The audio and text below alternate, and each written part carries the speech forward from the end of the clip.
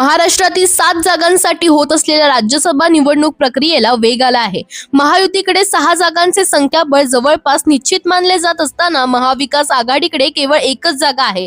मात्र या एका जागेचं संपूर्ण गणित आता एका निर्णयावर अवलंबून आहे. शरद पवार निवडणूक लढवणार की नाही? महाविकास आघाडीत या जागेसाठी काँग्रेस आणि शिवसेना उद्धव बाळासाहेब ठाकरे पक्ष यांनी दावा केला असून पडद्यामागे जोरदार हालचाली सुरू आहेत.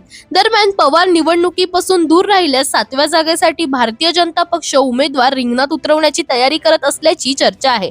मात्र पवार स्वतः मैदानात उतरले तर विरोधात उमेदवार न देण्याची शक्यता नाकारता येत नाही. एका उमेदवाराला विजयासाठी 37 मतांची आवश्यकता असते. त्यामुळे ही निवडणूक बिनविरोध होणार की चुरशीची हे पूर्णपणे शरद पवारांच्या अंतिम निर्णयावर ठरणार आहे. राजकीय वर्तुळाचे लक्ष आता त्यांच्या भूमिकेकडे लागले आहे. दरम्यान तुम्हालाही अशाच अपडेट्स हव्या असतील तर इंडिया लीडरला फॉलो करायला विसरू नका.